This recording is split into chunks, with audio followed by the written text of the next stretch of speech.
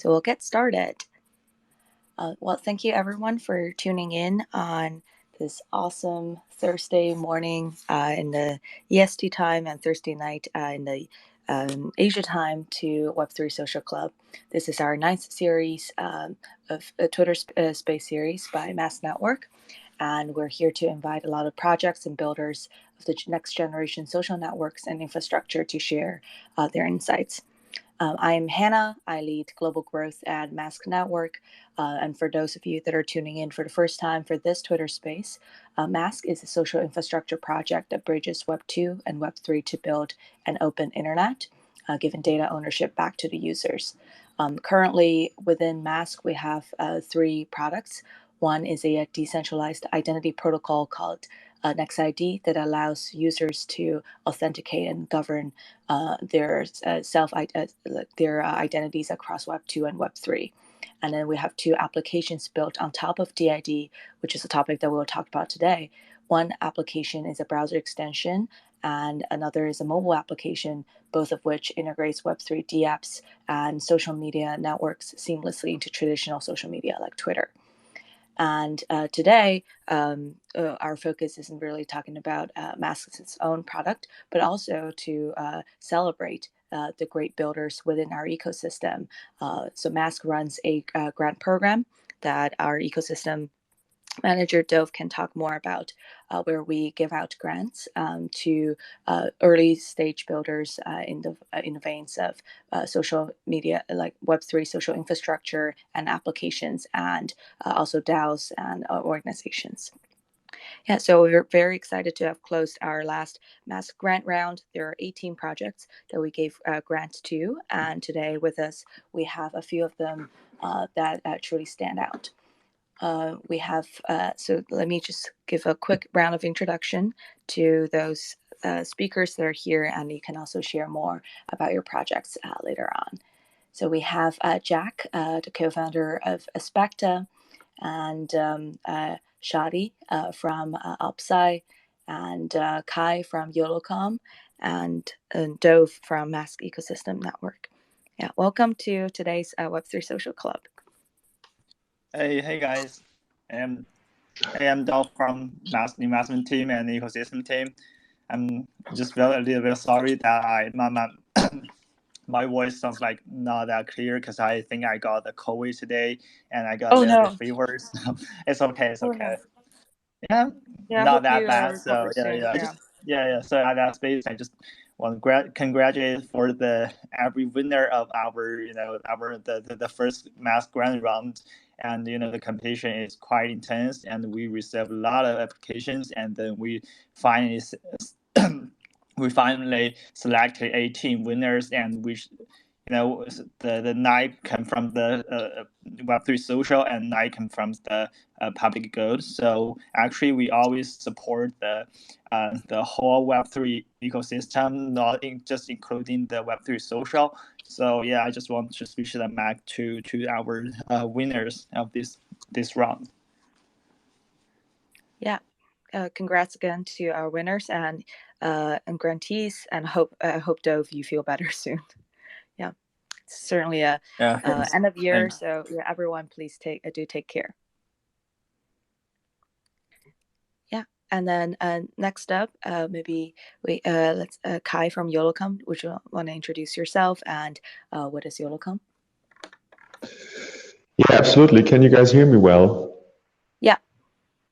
Awesome. Hey, I'm super happy to be here. Also, just really as a first thing, thank you so much for letting us participate in this round of grants. We're really happy to be in connection and in community with the Mask Network, and we've been seeing you guys, meeting you guys over the past year in multiple spaces. I really well remember how I met a few of you guys at DWeb Camp in San Francisco this year, and it's been a really great exchange of ideas around the idea, that kind of points of decentralized identity and what kind of actually bring forward for the world of Web 2, Web 3, but also something that we're working also a lot on, and that's kind of connecting the whole world of compliance-driven kind of government identity and kind of legacy identity world, and bringing that into the world of Web 3 and Web 2 in a much more approachable and open platform style. At Jolocom, I'm leading advocacy, so I'm leading all of the work that we are doing with policymakers in the European Union, but also globally. And we are developing as an organization a fully open platform for decentralized identity, including features that support legacy identity, such as, for example, government eID systems, mobile driving licenses, and other kind of features that really make a digital identity experience a full experience of different representations of your both physical and online life.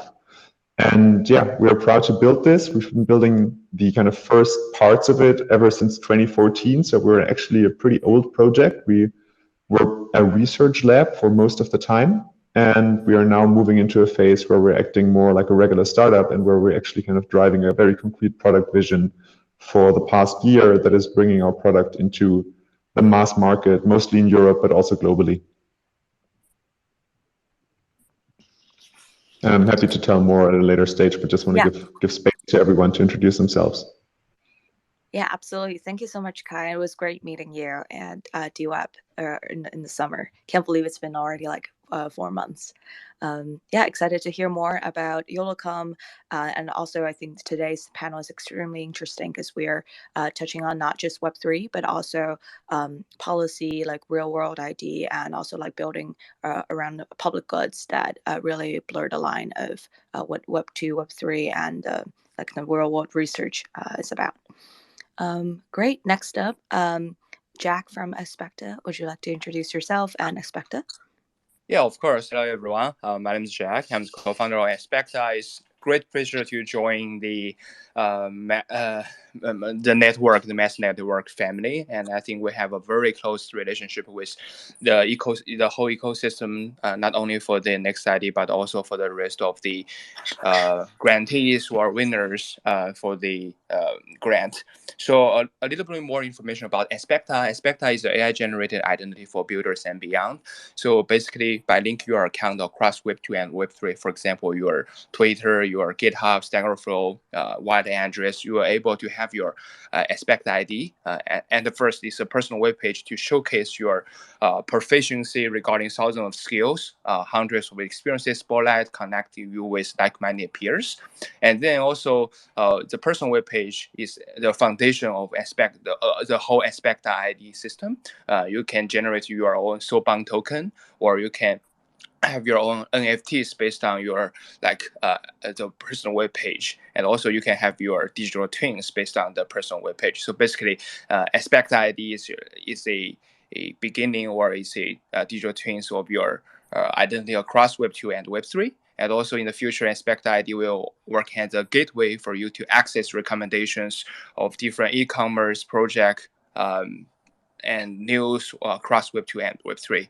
So currently, we launched our waiting list. There are over 130K Aspecta ID holders already, and we are doing our beta testing right now. We finished our first round of beta testing during the past 2 weeks. There are 30 builders or developers, like CTOs from startups, KOL developers join the batch testing, and we will launch the second batch testing in the coming 2 weeks. So if you guys are developers or builders are interested in showcase your achievements across Web2 and Web3 based on your web and on-chain data, please contact me, and we are happy to invite you to join our beta testing. And we expected to launch our we do a public release during Q1 and Q2 next year, and our launch partner including different blockchains, DAO communities, applications, and of course with our mass network.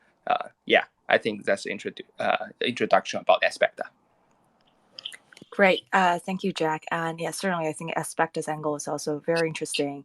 One that's like building more of your credentials in the digital world, and then kind of connecting the Web2 different legacies and Web3, while Jolocom is kind of bridging the physical identities to the digital world. So definitely want to do more of a deep dive later on in terms of how your approaches are different and how you think about kind of authenticity and identity in the Web3 era. Yeah. Sure. And next up, we have Shady from OpSci. Would you like to introduce what OpSci does and yourself? Hi, absolutely. Thank you for having this space here for us to share and learn more about each other's work. Good morning, good evening, everyone. We have a huge space here today, so I'm not going to let the performance anxiety and just kick in and maybe just focus on the first four All good, all little good. on the first four icons. There's only 4 people in here, right? Yeah, no, hi everybody. I'm the founder of OpSci, co-founder of Holonym. OpSci is one of the original decentralized science organizations that got its start out of academic web hackathons, where we were looking to publish academic data such as massive brain images or data sets of massive brain images on decentralized web networks such as IPFS and Filecoin. We fell into the rabbit hole and started building furiously very low level technology to empower the decentralized science movement, making things possible such as web native identities for scientists, portable reputation, working with other organizations to explore novel funding mechanisms. We've published in journals such as NeuroIPS or NIPS, if you're familiar with it, on tokenomics of scientific communities. We've run decentralized open web fellowships where we pair bright young students with mentors and help them engage in academic research at the forefront of the internet's software and tooling for science, as well as generic research projects within basic science. Yeah, so today we're really focused on I'm just going to pin a tweet here to the space. You can kind of learn more about us. But today, OpSci is very much focused on how do we really tackle the onboarding problem for academics? How do we get them, those academics that are already web native and using digital academic web service tools, and start thinking about how we can offer them some of the advantages that self-sovereign identity, peer-to-peer data sharing, and other public good mechanisms can be used to empower, uplift, and launch the next generation of scientific discovery in digital systems. So I'll pause there a little bit. I'd also like to plug the work that we're doing right now with Holonym, which is a zero-knowledge identity protocol that we built specifically to solve a lot of the problems associated with identity and reputation in DeSci, but I'll save that for the second go around. Awesome. Yeah, thank you, Shady, for sharing more about OpSci and the great work that you're doing to bring academics, research, and those, especially in the less, I think, under-resourced, underfunded areas, into science through the mechanism DeSci. I'm based out of Boston, so I think earlier this year we had a DeSci forum run by Gitcoin. So I was really excited to learn a bit more about OpSci and Holonym, and then the different applications and needs the academics have in terms of participating in the kind of Web3 native way of doing research and getting grants. Great. And then we have Rebecca from notfellows joining us. Hey, Rebecca, can you hear us? Yes. Hi, can you guys hear me? Yeah. Or just doing like a quick round of intro about yourself and a quick overview of your project. Would you like to tell us what's notfellows? Yeah, of course. Thanks, Hannah. So notfellows, it started out as a meme in July after the Paradigm Fellowship kind of told everyone that they only accepted 20 people out of 1,000 applicants. So 2% admission rate, and it turned out that the people who were rejected were also super talented. I was one of them. So what I did was I started a Twitter account called notfellows and got everyone who was rejected together. And now we have about 200 people in the community. We've done 2 hacker houses over the past few months. Our first hacker house was in East Bogota, where we produced 17 projects. One of them was an ETH finalist, and the rest of them all won prizes, and we cleared over 25K at ETH Global Hackathon. And the second hacker house we did was very recent. It was in East India just a week ago. Very similar setup, 12 projects in total participated in the hackathon, and we cleared over 12K in prizes as well. So notfellows in its form today is a talent community for young people, and we do a lot of things in addition to the hacker houses as well to support the community members however we can. We're a nonprofit organization, public good. We don't charge for membership or anything. We just ask that you are before the hard requirement was that you got rejected by the Paradigm Fellowship, but now we are starting to extend membership to other potential applicants as well. We just ask that you are an active contributor to the community, and that you are talented in some way. You have your special kind of expertise in one vertical in crypto, and we kind of just hang out and have fun together.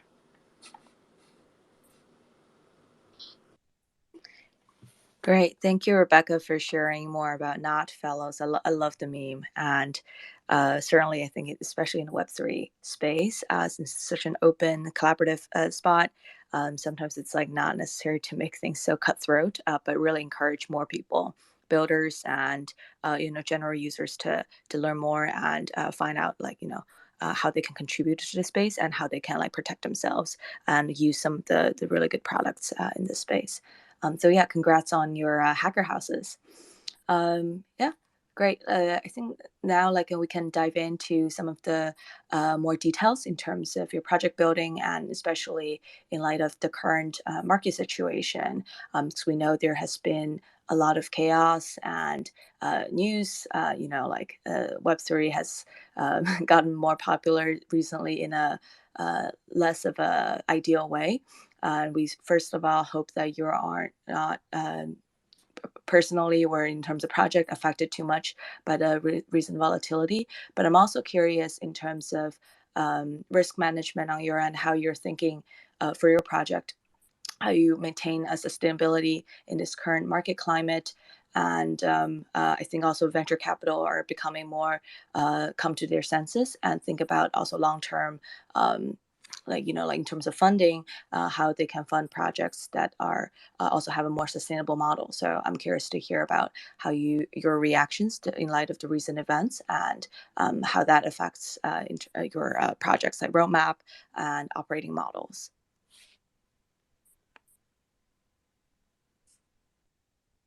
Anyone would like to start? Yeah, I think I'll jump in there. Yeah, so this year has been an absolute roller coaster ride.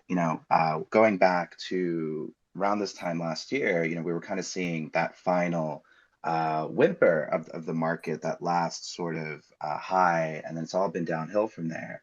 And we've seen cascading failures all across the board. And a lot of people are hesitant, are scared, and don't really know what it means for the wider Web3 ecosystem. However, I think if we look back at history, at events like the dot-com bubble, we'll see that these sorts of blow-off tops of market structures are absolutely natural, and they help kind of recycle and cycle in the good projects and cycle out the bad projects, and really kind of allow for a capital transfer from investors and VCs and public good funders to those projects that are building meaningful projects. So out with the scams, in with the public goods is my saying. And if we, to back that up, right, I can just say that, but to back that up, we can take a look at the last Gitcoin round, which ran in September of this year. So still pretty much, pre-FTX, of course, but still pretty much in the depths of the bear market. And through Gitcoin, we saw over $4.4 million distributed throughout that round. And these all came from crypto native donations. We even saw for the very first time organizations like Springer Nature, which is a traditional, publishing old school organization, donating $50,000 in matching funds for DeSci projects. So I think the infrastructure that we've built over the past few years is resilience. Gitcoin itself has survived a bear market already, and I'm fairly confident it will survive another bear market with Grants 2.0 coming down the line. And I think, the culture that we've seeded the Web3 space with inclusion, with a high sort of pedestal for public goods that benefit us all through open source code, through permissionless protocols that anybody can fork or engage in. I think these are here to stay. I definitely have thoughts on investment just because Holonym is currently navigating that climate right now, but I'll pass the mic and happy to talk more on this if asked.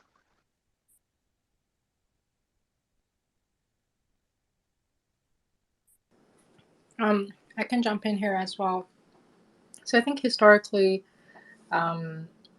crypto in particular has put a lot of emphasis on open source projects, on public goods projects. And part of that is because over like the previous few cycles, a lot of organizations made a lot of money on the run up. So they do have a lot of capacity to deploy capital towards projects that don't immediately produce financial returns. However, going forward, I think we might need to think harder about how can we make public goods more sustainable. So one example is projects like Kernel, which was a spinoff from Gitcoin a few years ago. I was discussing this topic with the co-founder of Kernel, and them, including many other public goods projects out there, are having trouble kind of achieving a certain level of sustainability over a very long period of time. And as the market kind of goes into the bear and there's less capital to deploy, naturally, right, the powder dries up first in projects that don't produce financial returns. And I think that's something that we need to take very seriously kind of going forward and potentially figure out new mechanisms on how do we funnel more resources and cash towards the projects that might generate a lot of value down the road, but the financial returns are not immediate or very visible. I think that's spot on, Rebecca. I'd really like to quickly plug some of the stellar work that Protocol Labs is doing, and they're also one of those kind of like dark horses or unsung voices of public good builders, providing funding for both startups and DAOs that are doing peer research to apply developments to startups that are building product. Definitely take a look at hyper certificates that are being built out. This started off as impact certificates within the Gitcoin DAO to basically solve that issue. Like, how do you actually link impact and bootstrap sustainable revenue for projects? So hypercerts, you can think of them as soulbound NFTs that are linked to specific events that allow these owners of that NFT, say for example, like an NFT of a paper or an NFT of a particular software toolbox. And those are posted on the new Gitcoin Grants 2.0 platform, where people can directly link an identity with like a DID, like an Ethereum account, with a particular hypercert that corresponds to a project, and then the outputs of that project. And so there's a really great talk by David Dow at the Funding the Commons in New York City last June. I highly recommend checking it out. I can pin the tweet for those that are interested.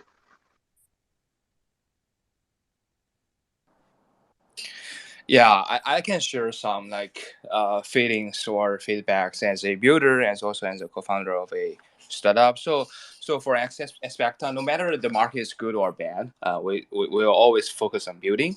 Since what we are building right now is it's an actual product and people will use it no matter the market is good or bad. For example, developers and builders always need a tool for them to aggregate their account from different websites or across Web2 and Web3 and get value of it. So especially in the professional scenario.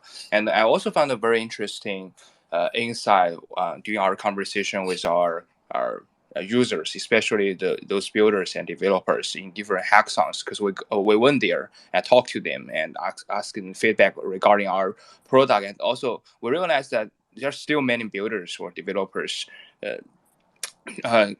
focus on building no matter the market is good or bad. So I think the market is bad maybe from the VC side, from the investment side, but for those passionate builders or developers, they are still focused on building. They're still very passionate about what they are building right now. So I think this may be Web3 or crypto is still in a very early stage. So many people are still very confident and have confident about the future. So they almost all the builders we meet doing those hackathons or different meetups believe that there's just a period for the market. There's always ups and downs, but the future they are very confident about the future. So yeah, so maybe for startups, I mean, we should be aware of the burnout, the runway. But I mean, for the builders and developers, I see the confidence they have for Web3 and crypto. They believe this is a permanent change, and the future is like the joint efforts of Web2 and Web3. That is, I think, the perspective from Aspecta.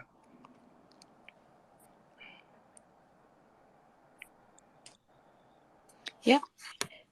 Thank you, Shady, Rebecca, and Jack for your insights and feedback on kind of how to respond to these market volatility, and also a shift in terms of how some of the traditional funders think about fueling Web3 projects that don't have like an immediate financial returns, and alternatives like Protocol Labs and other grants that are supporting, still doing a lot of the good work.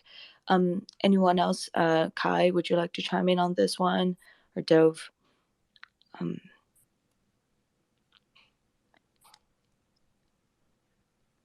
Yeah. Yeah, absolutely. Go ahead. Can I? Yeah. All right. So at Jolocom, since we've been around since 2014, and we've been like basically as a research lab, we've been funding ourselves via different means like grants, projects, consulting, all those kind of different things that help you building different kinds of proof of concepts, early stage versions of decentralized identity, like developing standards, contributing standards into the different kind of repos of the broader institutions like DIF and others. We haven't been dependent fully on the volatility of the market that much. And for us, it's the third bear market. So we've been able to push along and build further and further. And we are very sure that we will continue that way in the future as well. Right now, we are raising our first seed round. And while we see the bear market in that seed round, definitely when it comes to the type of response we get, we're still pretty happy to see how good and how well the round is filling up. So from our perspective, we managed to keep ourselves rather independent from the market volatility for a long time already. And obviously, I can encourage everyone to make sure that they position themselves well in that regard as well, and also that they take care of the burn rate they have, because we definitely live in a bit of a hard time right now. Yeah, absolutely, and I think that's one great significance why we have like a grant like Mass Grant, and also different rounds of like Gitcoin grants and hackathons to support and continue fuel the innovation, no matter how like the broader market is like. But I do want to do a little bit of a deep dive in terms of what Rebecca said earlier, and finding a more sustainable mode of like operations. Either it's like a for-profit business model, or other ways to keep the project sustainable. I think both Shady, Kai, Jack, and Rebecca, you've touched a little bit about that. Could you share a bit more, like how your project is currently thinking about like operating models and business models? Yeah.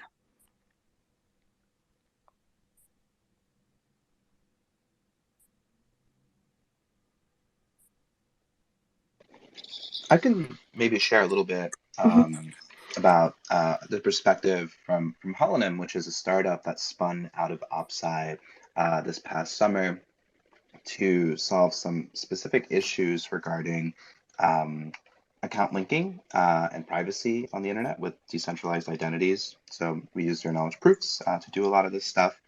We're kind of already in the depths of the bear market when we opened a pre-seed round this summer, but we were kind of surprised by our ability to actually maintain sort of traction and continue building. And so we just kind of kept our heads down, focused on integrations, building up on existing partnerships, and solving problems within specific user niches. And what's interesting is that the more you kind of embed yourself within the community that's stuck around, the more sort of doors that open up in terms of investors that are interested in helping you scale, or that are helping you translate that traction into into something that's scalable.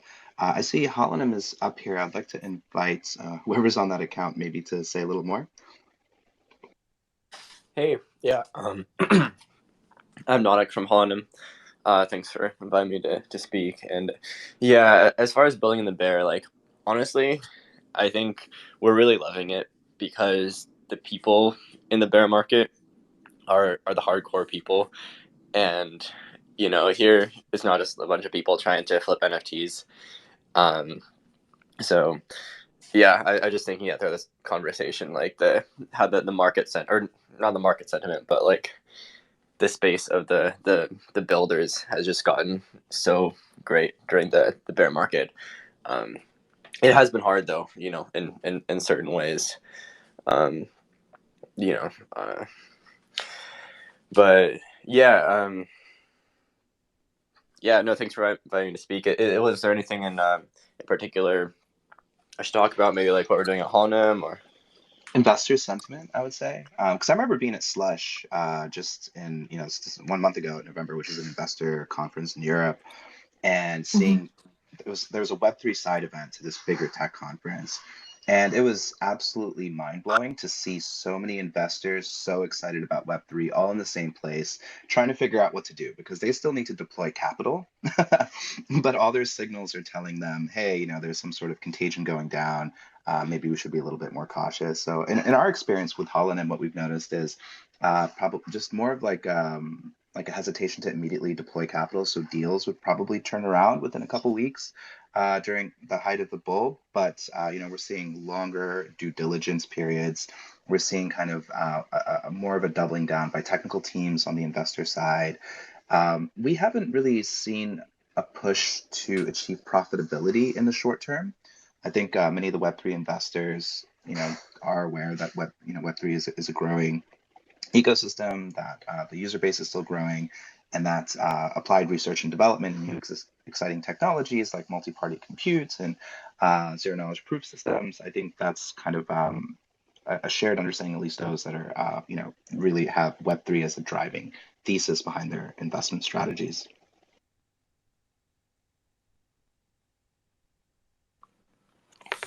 Absolutely. Yeah. Thank you, Shady, and also a friend from Holonym to share about kind of your approach.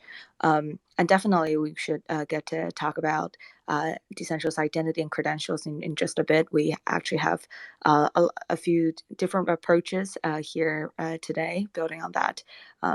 Like at Mask, we're also building, our team is building XID, focusing on identity aggregation. So definitely, I would love to hear more on that.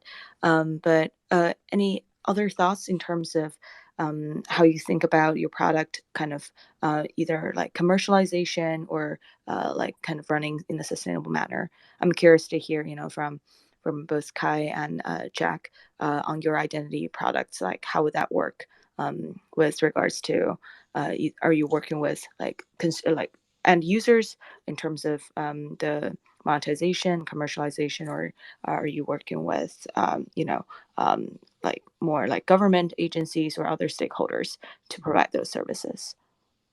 Yeah, I can start. So basically, Aspecta ID is like a AI-generated identity for builders and beyond. So our first group of users is like developers, builders across Web2 and Web3. So I think our current focus is more patient during the product market fit period. We spend a great amount of time talking to different developers and builders. Some of them are very Web3 native. Some of them are cross Web2 to Web3. So I think the most important thing for us right now is still make the AI generated product that people will use.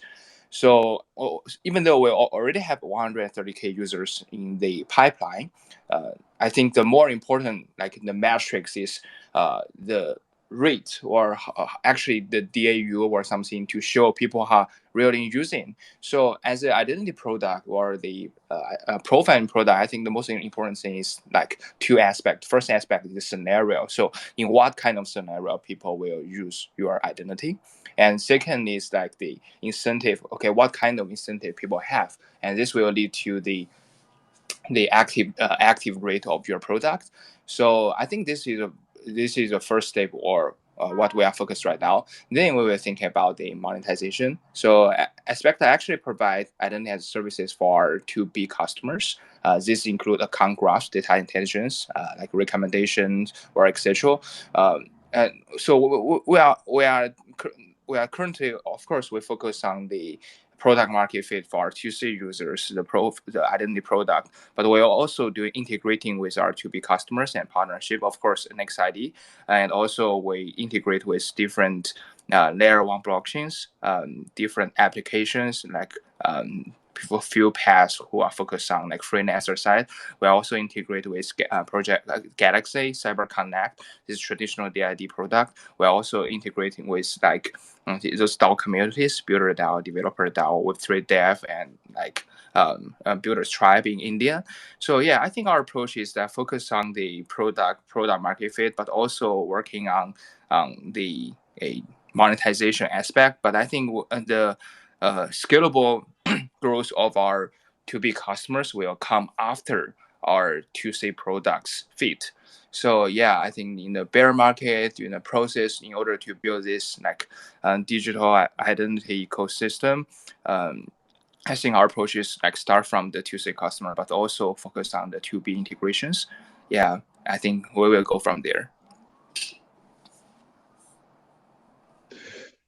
Yeah, probably like we might have a bit of a different kind of angle on that. So right now, when it comes to building our product and running it with customers, we're currently in a major kind of pilot and lighthouse project series here in Germany, and where we're supplying different regions of Germany with the platform and actually testing out 40 plus use cases, all the way from hotel check-in to car rental over to e-government services and like change of residential address and things like that. So really the more kind of physical world, real world interactions, while at the same time also allowing access to different types of online platforms and so on. And this is currently funded by the government. It's funded by kind of large scale grants that we've been selected for. And the long-term vision for our platform, and we're currently about to release that very soon, is a SaaS platform as well as a kind of general enterprise platform that allows all those actors, all those organizations, businesses, and also public sector agencies to utilize our tech stack, like utilize our platform. And all of that works with a classic subscription model. So it works outside of the realm of tokenomics or any of that, but we're actually going for a kind of classic SaaS business model that is very much kind of a known model for the market we're operating in, and it's a known model for the first customers that we're having already today. And that is currently our focus, but long term, obviously, we're very much trying and opting to go into the Web3 space as well. And we'll have to see whether the current kind of tiers and the current kind of approach that we take for the Web 2.0 and physical world identity is going to work out for Web3 partners. And we're very sure that some of it or most of it will work, but we might actually introduce some additional features that are particularly useful for the Web3 crowd. Great. Yeah. Thank you, Kai and Jack, on that question. Rebecca, do you have any plan in terms of running notfellows like long term? Any plans to keep the community self-sustainable? Yeah, for sure. So from our end, because we're not planning on monetizing off of the community. Our immediate path towards sustainability would be to find some kind of long-term partnerships with VCs or protocols in the crypto space that are value aligned with us. I mean, at the core of notfellows, we believe in the value of social spaces, whether they are virtual or physical. And we believe that these physical spaces can produce a lot of, can facilitate a lot.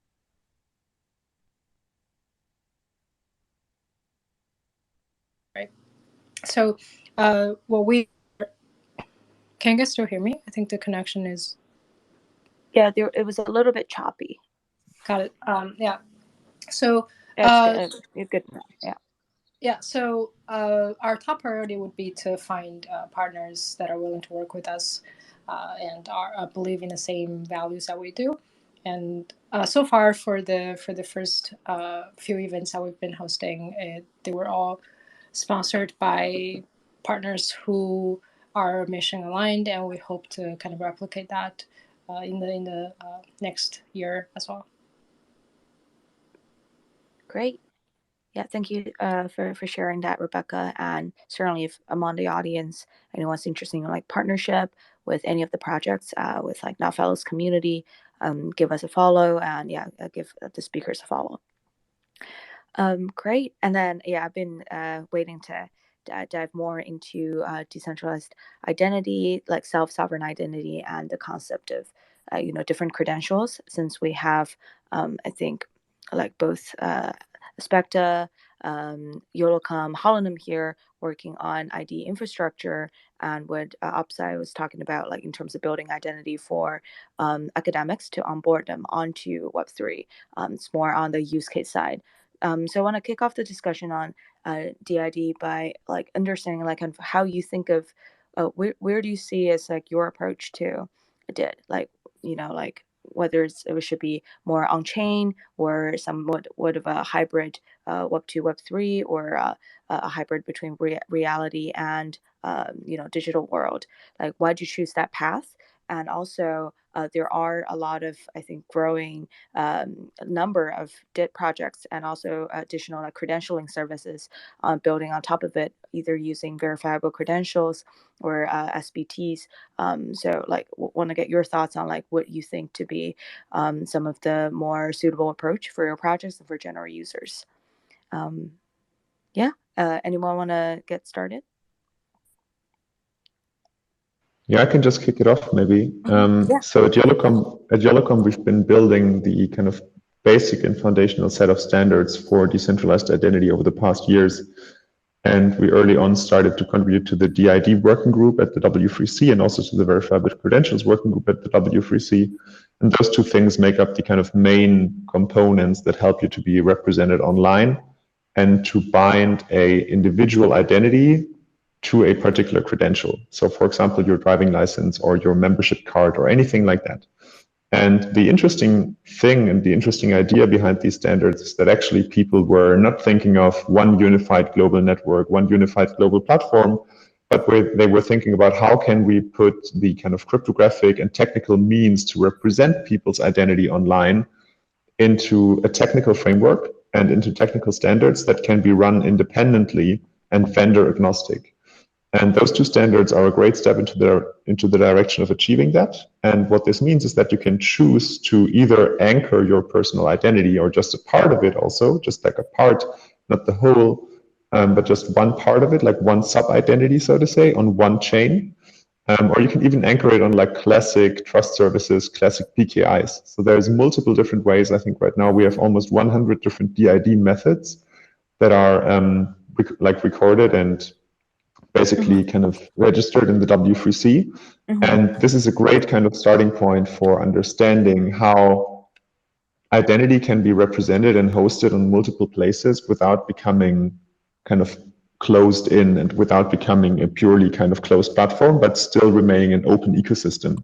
And for us at Jolocom, this is definitely the way to go, like really making sure that different kinds of kind of trust frameworks and representation can be maintained. Yeah, absolutely. And I think it's very important to highlight for some of the listeners who heard about the concept of decentralized identity, self-sovereign identity for the first time, that at the core of it, users are the true owners, data owners of these identities. I think one thing that I would love to quickly follow up with, Kai, is you mentioned there are about 100 different DID methods. Could you share a bit more like how these methods are compatible with each other, or if they're not? And then for users, how do you guys think about educating them in terms of using DIDs and its benefits? Absolutely. So in our view, actually, we don't think that end users will have to know about DIDs and will have to know about how DIDs are resolved or whether DIDs are anchored. But what we will very likely see is that some networks or some providers of DID anchoring will emerge as trusted parties, and they will emerge as trusted players that are actually regarded as a kind of trustworthy player throughout the whole community. They're trusted by the parties receiving those identities when they want to do an identity check with you, when they want to do onboarding or KYC with you.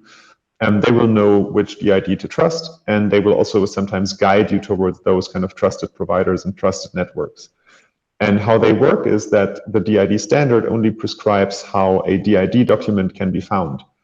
And how that DID document is concretely secured can be found out by going via the DID method. But what they don't prescribe is which technical implementation is running that DID method or that DID resolver. So the really cool thing here is that everybody can decide to build a component that is just essentially resolving a DID and is resolving that DID, for example, on a chain, or is resolving that DID, for example, on a classic server. And that allows you to really have a very kind of flexible environment, while at the same time maintaining the cryptographic security and cryptographic proof that you need in order to be able to trust into that identity. And the system is really set out to be very modular. For example, in our solution at Jolocom, in our platform, we're currently supporting, I think, 5 or 6 different DID methods, all the way from a purely peer-to-peer method that is only exchanged between individuals, up to a DID method that is anchored on blockchain, another DID method that is anchored on a kind of browser or domain-based kind of logic. And those different kind of things apply or also are attractive to different types of customers of ours. And that's why we're supporting these kind of different methods and different approaches, just to be able to reflect the needs of the market more.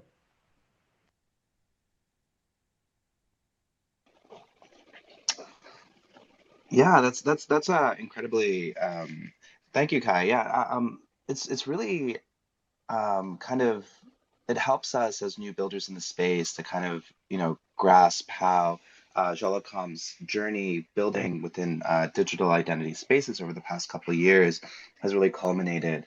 And maybe I can give you kind of the perspective of a relatively new entrant. OpSci and Holonym is relatively new entrants to the space about 2 years ago when we first started thinking about these things, and being confronted with just the immensity of the challenge that was the W3C DID spec, right? Immediately, as new builders, onboarding to these different types of tooling, we noticed that there was a lot of chaos and very little consensus over what sort of DID methods or technical implementations were the right ones to build on top of. So, from our perspective, we ended up kind of not planting a flag anywhere and looking to see where we could build public open source infrastructure that let these consensus arguments and debates settle themselves over time as the ideal specs came about, either through government collaborations or through natural consensus in distributed developer communities. And so what we've really focused on, and we think that is a really key missing aspect, is solving one of the biggest problems in blockchain is how do you combine privacy and blockchain systems together? And so, traditionally what organizations have had to do before is take whatever private credentials that they want, say from the university or from the immigration office or the DMV down the road to get your driver's license, and put that off chain. However, we think that there's other ways to do this, specifically through zero knowledge proof systems that completely keep the user's information absolutely private, while also providing the ability for decentralization of an underlying protocol, not a platform, but a protocol that anyone can fork, that anyone can run, and that anyone can deploy issuers to transact and issue credentials on behalf of the user, such as the DMV or the State Department or what have you, or a DeSci university that exists completely in the cloud. So yeah, so I think that's one cornerstone of it. From the DeSci perspective, we were really interested in how do we link off-chain impact of scientists that either want to be their public full self or perhaps want to craft a specific NIM or persona online to perhaps, publish the sort of work and criticisms of the fields that they're involved in without publicly associating their name with it. And so that's how we started thinking of privacy as a spectrum, and specifically that users should be offered privacy by default whenever they interact with any DApp. So, the way that we do that is we offer a few different mechanisms for what we call soft KYC and hard anonymous KYC. Soft KYC involves, signing in to an Ethereum account signing into an Ethereum account and then producing signed verifications that you also own other web accounts on the internet. So these could be completely doxed web accounts, like your ORCID, which is a universal academic web identifier that half of researchers today use to publish their papers with. or to link it to, for example, a pseudonymous account like your Twitter account. And that way users can kind of choose how to represent themselves, whether they want to be, the harbinger of doom in neuroscience, this person who goes out and publishes open criticisms of different papers and doesn't have to worry so much about their real life reputation at the university being impacted. And on the other side of that, we also want to make sure that we can prove that it's people behind these accounts and not bots. And so Holonym has employed a very ingenious novel architecture to take existing government credentials and produce zero knowledge proofs that are put into a specific form that prove a certain person is a certain account is a person with certain attributes such as over 18 or resident of a particular country or has a verified credential, like for example a valid academic transcript. So we built not specifically with a standard in mind, but we've completely kept the protocol as open and configurable and adaptable as possible so that any custom DID spec or format can be plugged into it if users are searching for privacy and wanting to do things like Sybil resistant airdrops, right? Where they can prove that each claim is coming from a person that is a real person that has a demonstrable impact. The last bit of it, just kind of as I wrap up here, is, okay, great. People are now pseudonymous or anonymous on the internet. Great. Now, out come the trolls. We think that, we're thinking of DIDs not on their own, right? The sort of mental working model that we have is one of kind of a hierarchy or a scale or a configurable scale of IDs that aggregate into societies that may or may not overlap. A lot of this work, specifically in Web3, has been pioneered by the Radical Exchange group, specifically within the field of pluralism. And so we're really envisioning the emergence of decentralized societies, referencing Pooja and Vitalik's paper on how soulbound tokens can embed this. And we believe technologies like Holonym and other DID specs like the Mask Network can help us bootstrap individual decentralized societies where their credibility emerges out of the reputation of their individual members. And so what you end up having actually are these societies that can help corral conversations and establish consensus and direction towards conversations. And it reduces the noise of perhaps those individuals that maybe are posting misinformation or non-verified facts. So we're going to be testing this out. And if you're interested in learning more about it, please do feel free to reach out. Definitely, yeah. Thank you, Shadi and Kai, for describing your approaches and understanding of like different like DIT methods, like how like your respective projects work with different DIDs out there. I think particularly what was interesting is when Shadi, you mentioned about using like these decentralized identities, either they're pseudonymous or related to your real world identity as a foundational point to really participate and build out this kind of or like decentralized society, or like biology would call it kind of a startup society moving forward. And we're seeing kind of a lot of the early flourishing and development of how a startup society within like where network state will look like with a lot of the infrastructures and applications that are here today and in a broader ecosystem. Yeah, and then I know we're almost at time. I do want to also like understand a bit more from the community point of view from Rebecca, in terms of the different not fellows that your community is building. What are some of the things that you see these builders are interested in? And in terms of the broader theme today, we'll talk about building towards public goods. We'd love to get the speakers' thoughts on like how can we engage more builders to understand the concept of public goods, why it's so unique in the kind of the Web3 space, and how we can get more people onboarded. Rebecca, do you want to share more about your observation among the not fellow community first?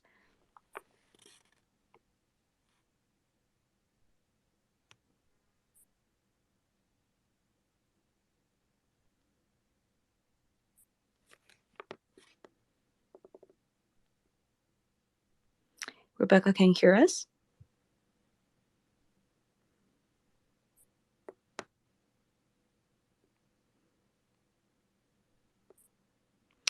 Oh, I think her connection's a bit choppy. That's okay. Yeah, I would love to just open the floor in terms of like thinking about building projects that has a strong element of public good, and like your thoughts on onboarding more builders to kind of join this good force of flourishing Web3 and kind of made products that people can truly benefit from.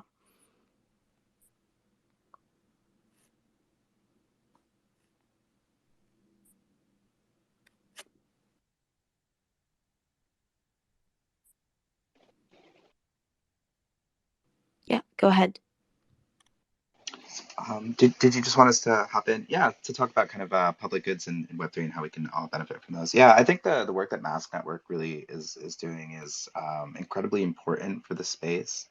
I think there are these sort of aftershocks, right? Between the surge of interest and hype within a new area of technology and individuals that come in to upskill, learn the new technology, and by the time these individuals are well situated to build new products that actually improve society, that push the envelope, new use cases, that lay the groundwork for this next potential upcoming hype cycle, that a lot of the funding kind of dries up, right? The interest dies down, less people end up showing up to conferences. That's what we would expect, rather. So I think kind of, it's the responsibility of those established communities that have been around for, years now and have rode through these different bear markets to really invest back into the community, to allow the, I guess the flourishing of many open source or practices of open source code contributions and collaborations, to be able to build out this next wave of applications and use cases. I mean, we saw the user base of MetaMask, I think like 15x in the last cycle. And that number is probably old at this point. I think this next cycle will see a lot of refinements in the UX and a lot of wisening up as well as to some of the challenges we've seen traditionally within the Web3 space. I look back to 2016, 2017 as an outsider, and noticing some of these concepts like DIDs and distributed computes and smart contracts kind of broaching into the consciousness for the first time. The idea of a DAO, right? Nobody really knew what a DAO was back then. And now we've seen multiple examples of both strengths and weaknesses of these new technologies, either amazing sorts of events where a group of people from all over the world can compete in a Sotheby's auction or Christie's auction with the richest people in the world and, seek to, obtain, artifacts, priceless artifacts of the US Constitution and put that on public display for the public by the public. Or, we see the flip side of that, where some of the weaknesses of these technologies allow for exploitation from outside parties, and not to name, specific organizations or people, but, we've seen that, whether it goes with hacks or any of that sort of stuff that we've seen. So I think it's really important, I guess, to just sum up my point, to double down on the community of builders that has, transitioned into Web3, and the Mask Network through their successive programs and others in the space like Gitcoin, Protocol Labs, Giveth, to name a few. We should really celebrate those projects and to really double down on that culture of public good support.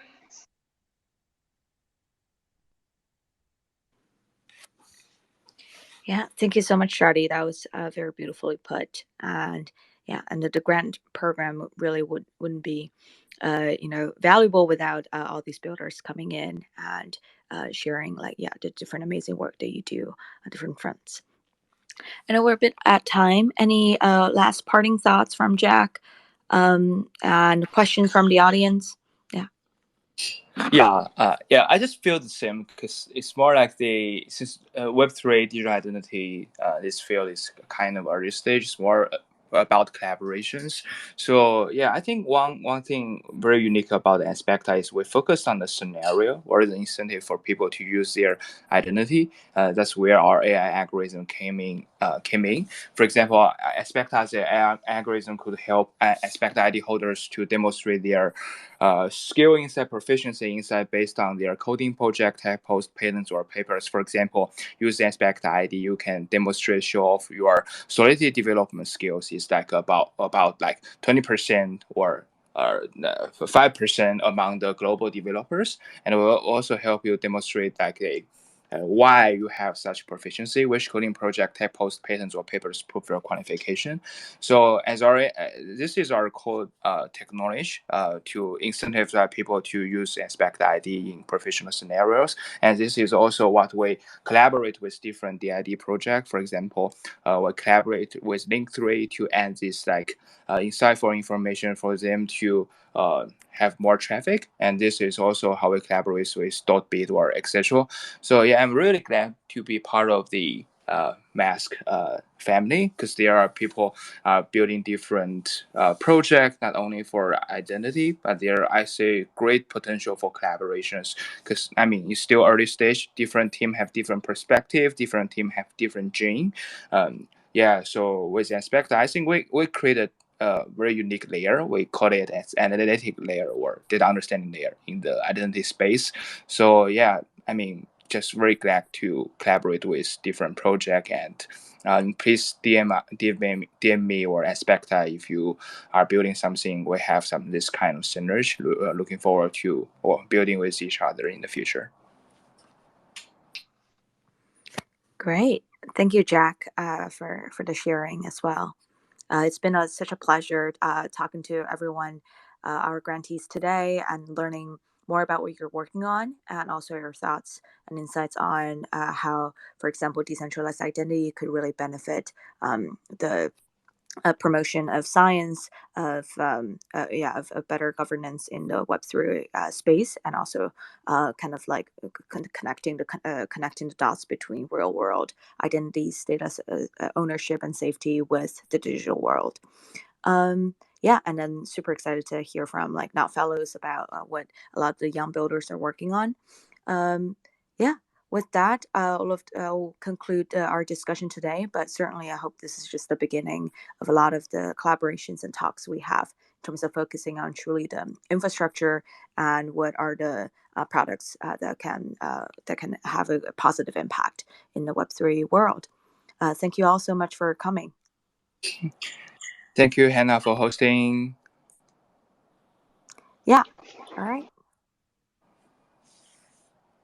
Yeah. Thank you, Shady. Thank you, Jack, and Kai, Rebecca, and our friend from Holonym. All right. Until next time, please do take care, and have a good rest of your day, good evening, and good night, good afternoon, good night. Bye, everybody. Thank you. Yep. Bye. Take care.